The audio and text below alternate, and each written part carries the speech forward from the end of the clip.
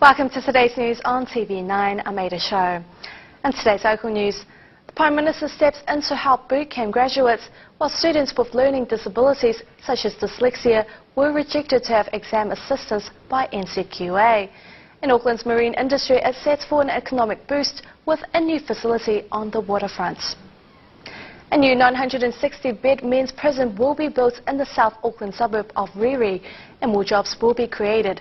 Christy Jai reports.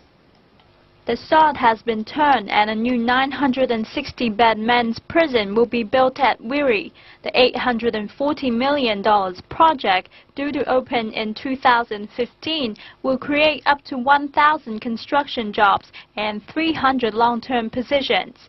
The prison next to the Auckland Regional Women's Correctional Facility is also Corrections Minister Anne Tolley's new tool for cutting reoffending rates.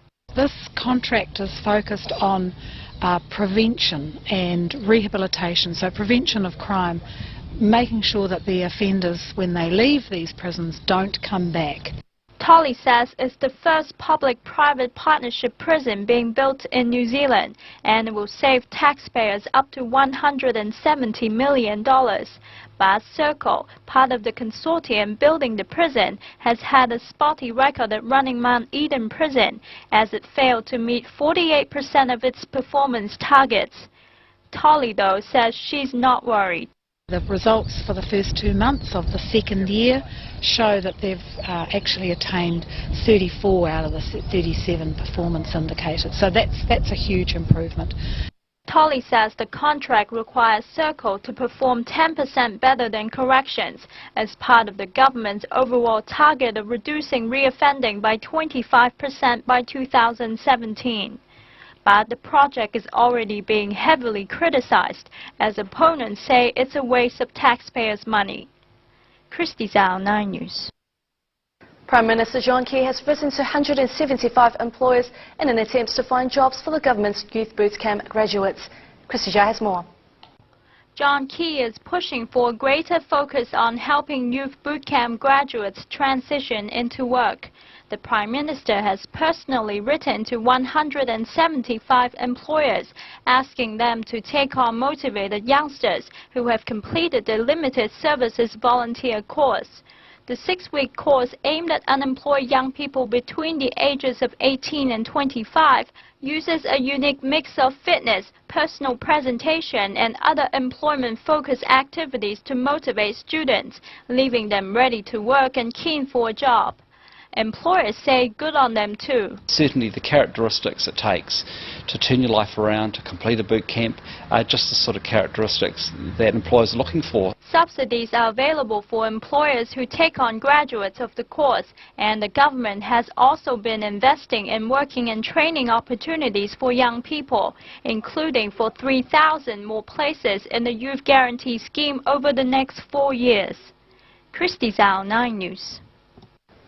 Students with invisible disabilities such as dyslexia, ADHD, autism and apraxia are being denied exam assistance by NZQA. Educational psychologists and New Zealand Association of Gifted Children presidents said the government is setting these kids up to fail. Amy Fong reports. Many parents and teachers of the pupils go through complicated procedures to apply for exam assistance, and some parents even spend up to $1,500 on clinical assessments just to prove that the children need exam assistance. But many of them are being denied by NZQA this year for unknown reasons. I think that's something that would be really interesting for the New Zealand Qualifications Authority and the Ministry of Education to actually let us know why there seemed to be such a large number this year. The other thing is that it's not just students being denied exam conditions. What's happening is that they are pulling back on what they've actually been offered. So in the past you may get a reader and a writer and more time if you say had dyslexia and you had difficulties with handwriting and you also had processing issues so that you needed or required more time to get the work done. You might maybe just qualify for a reader this year. So you might be able to get somebody to read you the exam, but then actually outputting or communicating through writing, that all gets lost and it becomes a challenge. This will have significant impacts on children with invisible disabilities, as some students are unable to continue with their studies. But apart from students being affected, it also has impacts on schools and parents. It's an incredibly stressful situation for both schools. I really feel for schools and also for parents, because as a parent you're often powerless. I mean, you don't necessarily know how the system works, and the appeals process itself can be quite daunting. Many students with invisible disabilities will have to go to the exams alone this year due to their exam aids being denied. Amy Feng, 9 News. Devonport's Victoria Wharf, which was closed on Wednesday, will remain closed indefinitely while it undergoes $6 million of repairs. The structural condition of Victoria Wharf has showed a steady decline, which includes deterioration of the pilings, beams and decking. Auckland's marine industry is set for an economic boost as a $20 million marine service facility will be built on the waterfront. Chrissy Jai has more. Auckland is known as the city of sails, so it only fits that a new $20 million marine service facility will be built on the waterfront. The new development, a joint initiative between fishing company Sanford and New Zealand's largest construction firm Arrow International, is situated on Hammer Street in the area formerly known as the Tank Farm, and it will include a 4-level, 4,000 square meter building for marine industry businesses, a double slipway with capacity to handle up to 400-ton boats, and marina berths able to accommodate large commercial workboats and private vessels. Officials say it would be a focal point for the marine industry. We envisage a number of new marine businesses will move into the facility, and by doing so there will be more jobs generated, and also having the double haul-out facility is extremely beneficial in terms of the ability to work on working boats. Otherwise, large working boats like fishing vessels, ferries, would have to go to somewhere like Whangarei to be worked on. The project is due to complete in early 2014, and it already has its first major client in ferries operator Fuller's, which is likely to relocate its maintenance and storage function there. In addition, superyacht service provider Integrated Marine Group will also lease 6 70-meter marina berths, as well as moving its company headquarters in. Christy Zhao, 9 News. Even more visitors arrived in New Zealand last month, especially from Australia and China, 1% more than a year ago before the Rugby World Cup. According to Statistics New Zealand, over 170,000 people came to New Zealand for a short-term visit in August. It is believed that the treasures are being hidden under the ice of Antarctica, and the resources are being eyed off by oil-hungry nations, increasing mining threats for Antarctica. Amy Fong has more. The Madrid Protocol that was signed in 1991 to ban mining in Antarctica is due for review in 2048. Professor Brian Story, the director of University of Canterbury's Gateway Antarctica, is calling for more support to safeguard the region and make sure that the ban stays in place as pressure grows on world mineral and energy resources. We've mapped a lot of the geology of Antarctica, and we know an awful lot about it. And we know there are coal deposits in Antarctica, we know there's iron formations and the potential for copper, lead and zinc along the Antarctic Peninsula. So we have a huge knowledge really of what's gone on in Antarctica, but none of these have been mapped professionally by mineral companies, so we don't know the extent of any deposit that might be present in Antarctica. When Antarctica separated from a large continent, Gondwana, less than 180 million years ago, sedimentary basins formed around Antarctica, and oil and gas resources are found in these situations.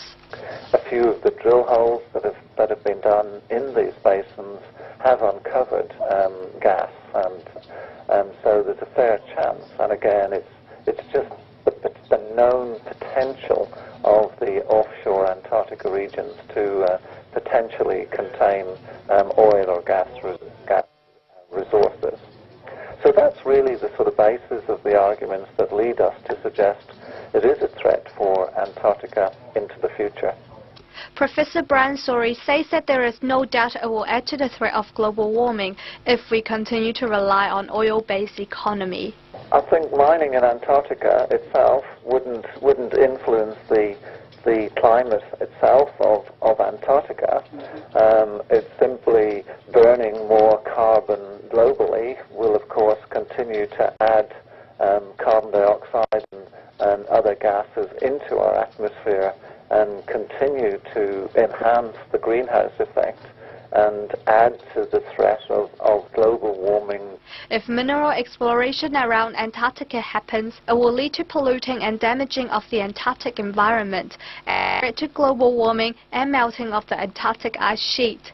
Professor Brian Sorey and people who have worked in Antarctica are hoping that mining or mineral exploration will never take place. Amy Feng, 9 News. Just because the fashion is over doesn't mean the beauty stops. Amy Chen has more. Women braced themselves during September all over the country. Pamper package. P&G arrived Friday at Botany Town Centre offering hair skincare guidance from Pantene, Olay and Max Factor. It's not always about glamour, it's about realistic glamour. You know, I think just learning a few new tips every season and actually learning what the trends are and what works for you, it gives you a real lift. You know what it's like when you just pop a bit of lipstick on in the morning, you feel great, or you know, get a product that's a moisturiser and a foundation in one and a sunscreen. You find that little gem and you think, yeah, less is definitely more, especially as you get older. Next, beauty expert Trudy Brewer has been in the beauty business for 20 years and loves every minute of it. She shares with 9 News some of the most important advice for women. It all starts with your skin, really. I think getting a range that really suits you, that isn't too complicated. You don't need 25 products to have beautiful skin. Max Factor Ivana Patterson exclaims her passion, how the tour highlights the women she helps every day. You know, giving them little tips and tricks, as Trudy said, just giving them one, you know, little tip that might really help them get a better look for the day, or just make them, build their confidence, make them feel more comfortable with wearing makeup and putting it on correctly. It's clear the two women are not faced by the long road and draw strength and inspiration from the women who rely on their guidance. I'm a little bit tired, but it's great, it's really satisfying. P&G finished the tour at the Cloud this past weekend. Amy Chen, 9 News. Now we have a TV9 host from Asia Focus, Julie Nixon, to comment on pro-gay teacher fired. The dismissal of a Northland teacher for supporting a pro-gay protest at the Catholic college he taught at may not be justifiable under the law. Blair Scotland, a senior associate of law firm Chen Palmer, specialising in employment matters, said an employer would have trouble justifying drastic action like dismissing someone when it was about a fundamental human right. Mr. Scotland argues that it's difficult for an employer to say, I don't agree with an employee's beliefs, therefore I'm going to impose my views and I'm going to sack this person. The situation is particularly interesting if when the Marriage Amendment Bill is passed in Parliament. Surveys have revealed that more than half of New Zealanders support the gay marriage bill, and it looks like the proposed legislation also has the numbers in Parliament. The teacher who was dismissed from Pompallier College, Nigel Studdart, got into trouble after the school's principal, Richard Stanton, wrote comments in the school's newsletter opposing gay marriage. Pupils expressed outrage at their principal's comments on Facebook. Some planned a protest at the school by wearing rainbow ribbons or armbands. Mr. Studdart supported the protest. But the school's view is that if you take up employment in a Catholic school, you're obliged to support the religious and moral teachings because that's what the school stands for, whether you believe in it or not. Studdart's standard of teaching is not in question.